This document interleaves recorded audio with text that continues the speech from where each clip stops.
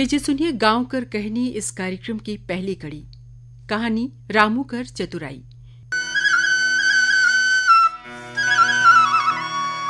जंगल धरी एक ठन गांव में गरीब रामू कर परिवार अपन गुजर बसर करत रहिस। रामू हर गांव में जंगल कर फल फूल और लकड़ी झुरी बेच के परिवार बर 2 जून कर खर्चा निकालत रहिस। रामू कर परानी हर ओही गांव कर राजा साहब घर भाड़ा बर्तन मांजे। यही नियर रामू कर जीवन नैया हर चलत रहिस। रामू कर एगोट बाबू और 2 ठन नोनी रहिन। एक दिन रामू अपन परानी ला कहिस, ए नोनी कर दाई, अब मोर जांगर हर धीरे धीरे थाकत जात है। मैं हरे अब जंगल बाट लकड़ी झुरी सकेले बर नहीं सकत हो। 2 दिन ले मूड़ी और जमोच दे हर पिरात हवे। रामू कर घरदारिन हर कहिस, ने हो तो हमर गुजारा कैसे होय पारही? अजे तो लइका मन भी नान नान हवे। तो रामू हर कहिस, अब महू गांव में कुछ बनी बुती करहूं और राजा घर ले तोके कुछ मिलिए जात हवे। रामू हर गांव में मजूरी करे लागिस और ओकर परिवार धीरे धीरे गुजर बसर करे लगिस। कुछ दिन बीते कर बाद रामू कर उमर और ढल गिस। ओहर अब बनी बुती नहीं कर सकत रहिस। राजा हर भी रामू कर परानी ला काम ले हिकायल देहिस। रामू चिंता में पड़ गईस कि अब परिवार कर गुजारा कैसे होही। अपन परानी ला बलाए के कहिस, ए नोनी कर दाई, अब तो हमन कोई काम बुता नहीं करत हन।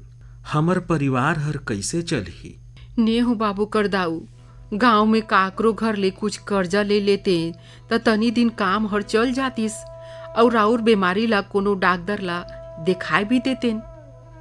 तो रामू हर कहिस, हाँ, तय तो बढ़िया कहत हस नोनी कर दाई, बाकी हमन गरीब मन ला कर्जा कौन देही हो?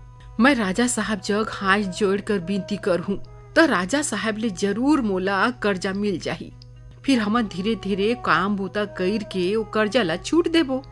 रामू हर अपन पूड़ी ला हिलाए के ये बात में सहमति दे दिहिस। दूसर दिन रामू कर घरवाली हर राजा घरे जाए के अपन दुखड़ा ला कह सुनाइस और राजा ले हाथ जोड़ के कहिस, ए राजा साहेब, मोर परिवार हर ढेरे तकलीफ में हवे। नान बाबू कर दाऊ ला भी नगद नहीं लागेल। ओहर काम बूता नहीं करे सके।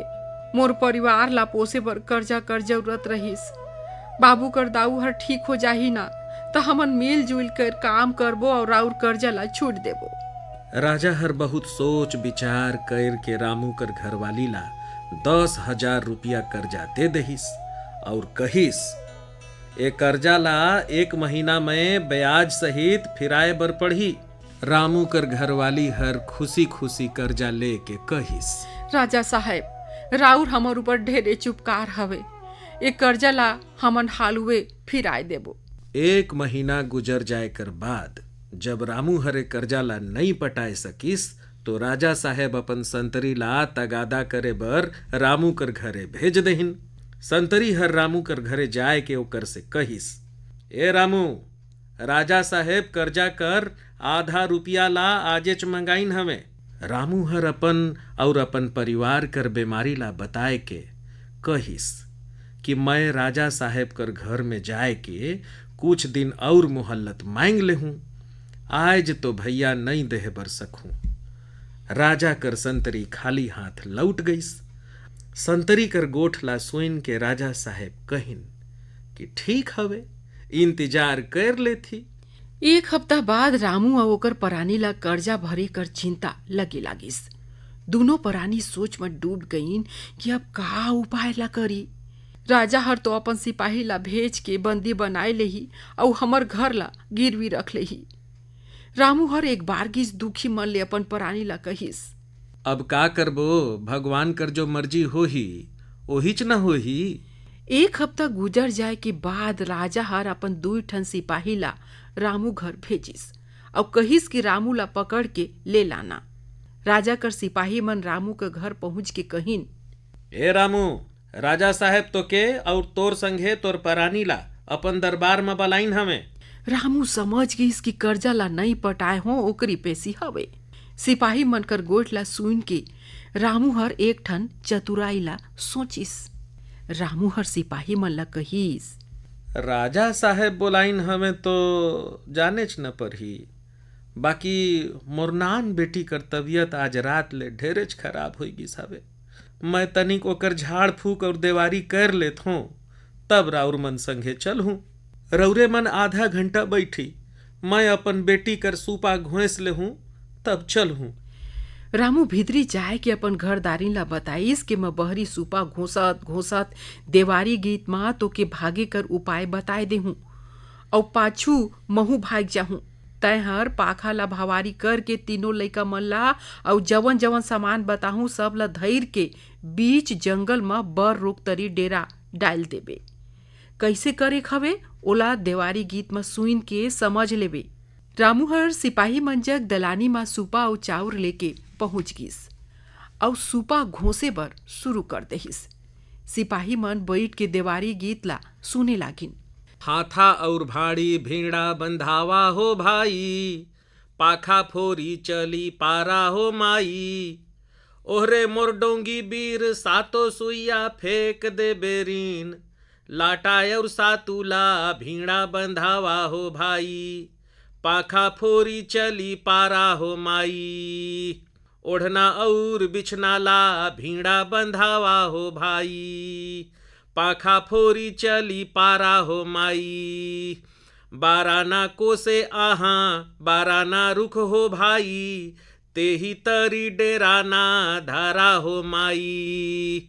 ओहरे मोर डोंगी बीर सातो सुइया फेंक दे बेरीन। ए देवारी गीत ला गाय के रामू हर अपन परानी ला सब गोइठ ला समझाए देहिस। गीत में रामू हर बताइस कि हाथा भाड़ी लाटा सातू और ओढ़ना बिछौना जम्मुच ला भिंडा बांध के और पाखा ला फोड़ के भाग जाबे, पाछे ले मैं आहूँ। रामू हर बताइस कि 12 कोस दूरिया जंगल कर मझारे बर रुक तरी अपन डेरा ला डालबे और महुआ भूंज के खाना ला तैयार रखबे। मैं पहुँचूँ तब संगे संगे खाबो। रामू हरे सूपा घोंसत घोंसत नाचे लागे और फिर एकदम शांत सुइत जाए। सिपाही मन सोचे कि रामू ला भूत चढ़त हवे का, और भूत हर पटकत हवे। ए नियर करे ले ओकर बेटी हर ठीक हो जाही और रामू हमर संगे जाही। तनी देर बाद रामू हर सोचिस कि अबले तो मोर घरदारिन हर भाग गे होही। रामू सूपा घोंसत घोंसत नाचत नाचत भीतरी गईस और पाखा कर फोड़ल भंवारी ले भाग गिस। बाहरी दलानी में सिपाही मन बैठ के जोहत रहिन। तनी देर बीते कर बाद एक सिपाही दूसर सिपाही ला कहिस, अरे यार रामू हर अझेले बहरी नहीं हिकलिस। दूसर सिपाही हर कहिस, अरे ओके ला देवता चढ़ेल तो 10 मिनट बेहोश होके गिर जाथे, घर कर भीतरी गिरिस होही। इंतजार करत करत दोनों सिपाही मन घर भीतरी गईन तो देखिन कि रामू परिवार सहित घर कर पाखा ला फोड़ के भाग गईस हवे। दोनों सिपाही अपन मुड़ी ला धैर के सोचे लगिन कि रामू हर बेवकूफ बनाए के भाग गिस, अब तो राजा हर हमन ला नहीं छोड़े। सिपाही मन राजा कर आगू जाए कर रामू कर चतुराई ला डरत डरत बताइन। राजा सिपाही मन कर बात ला सुन के अपन मंत्री ला कहिस, ए दोनों सिपाही को मार के नौकरी ले बाहर करो जी। ए बेवकूफ मन रामू कर घरे बैठ के गीत सुनत रहीन और रामू हरे चतुराई खेल के भाग गिस। दोनों सिपाही नौकरी ले हिकाल देहल गईन। रामू हर अपन चतुराई कर चाल में सफल हो गईस और बीच जंगल में एक ठन बर रुक तरी गुफा में अपन परिवार सहित रहे लागिस।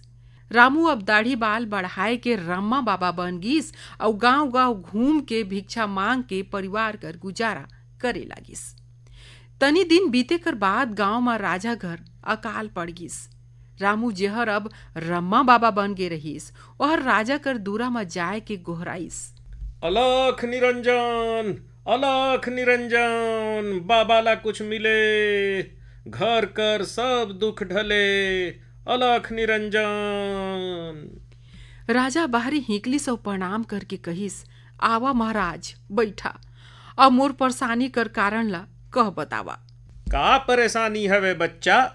राजा साहब हाथ जोड़ के कहे लागिन, पहले मोर दूरा में हाथी घोड़ा अंतरी मंत्री संतरी द्वारपाल सब रहत रहिन। अब सब बिलाय गईस। मोर राजकाज मां ना जाने काकर नजर लाग गईस। कह के राजा साहब साधु कर आगू बैठ गईन। साधु बाबा हर राजा कर हाथ ला देख के कहिस, बच्चा, हाथ कर रेखा हरे बतावत हवे कि ताए अपन राज काज कर समय गरीब मन ला ढेरेच तंग करे हस। हैं? गरीब दुखिया मन कर आह हर रौरे ला लाग गिस हवे। राजा साहेब कहिन, हाँ महाराज, मैं हर रामू नाव कर एक ठन गरीब ला 10,000 कर्जा देहे रहेन और वो कर्जा ला ब्याज बढ़ाए के 50,000 कर दे रहेन।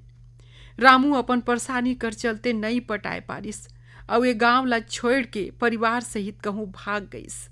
बस बस, यही राउर दुख और बर्बादी कर कारण हवे राजा साहेब। जब तक वो गरीब परिवार ला सहारा नहीं भेटाही तब तक राउर परेशानी हर इसने च बनल रही।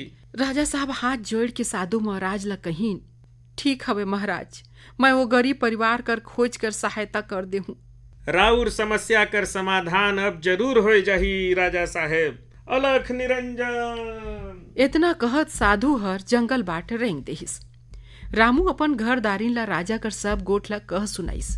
घर दारिन हर कहिस, अब रामू बन के फिर गांव धरी चली। रामू हर फिर पहले जैसन भेषभूषा बनाए के गांव धरी पहुंच गईस।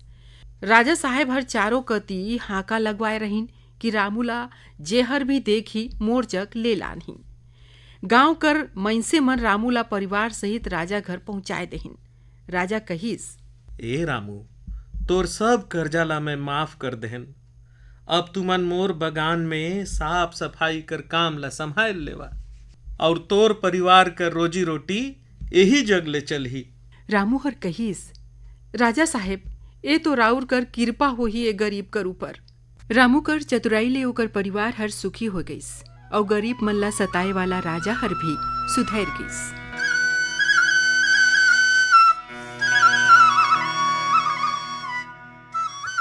अभी आपने सुनी गांव कर कहनी के अंतर्गत कहानी रामू कर चतुराई। आलेख अजय कुमार चतुर्वेदी का था।